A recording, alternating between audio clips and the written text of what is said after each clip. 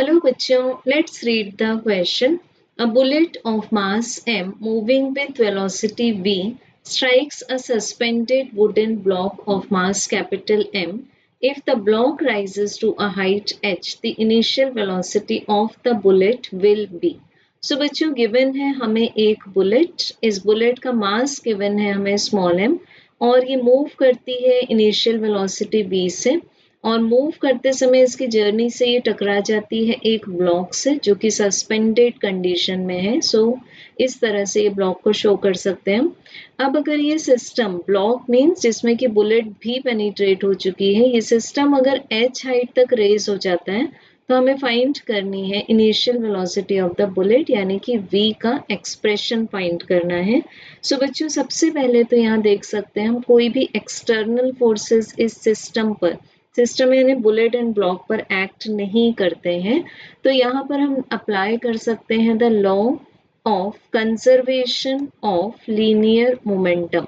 जिसके according the total initial linear momentum is equal to the total final linear momentum. अब initial linear momentum में हम लेंगे bullet का मोमेंटम एज mv और ब्लॉक का मोमेंटम लेंगे 0। अब फाइनल लीनियर मोमेंटम में हम टोटल सिस्टम का मास ले लेंगे m प्लस m और इस सिस्टम की फाइनल वेलोसिटी को हम ले लेंगे vf। तो हमें vf का आंसर मिल जाएगा mv divided by m plus m। बच्चों ये हो जाता है इक्वेशन नंबर 1। अब क्योंकि यहाँ पर क्वेश्चन में हमें गिवन है कि जो ब्लॉक है वो h हाइट तक रेज हो जाता है, इट मीन्स कैसे राइज होगा ये कि जो potential energy of the system है that will be equal to the kinetic energy of the system. तो potential energy of the system को हम लिख सकते हैं m plus m g h. Kinetic energy of the system is half m plus m and इसकी final velocity का square.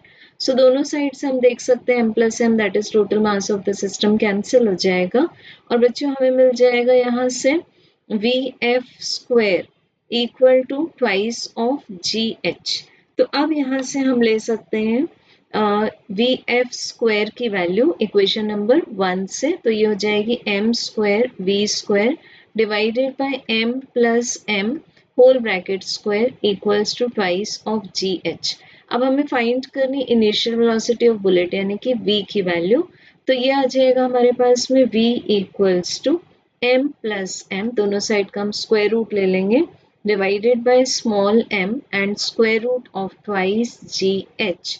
correct answer will be option number B. That is, this is the expression for the correct answer as option number B. Thank you.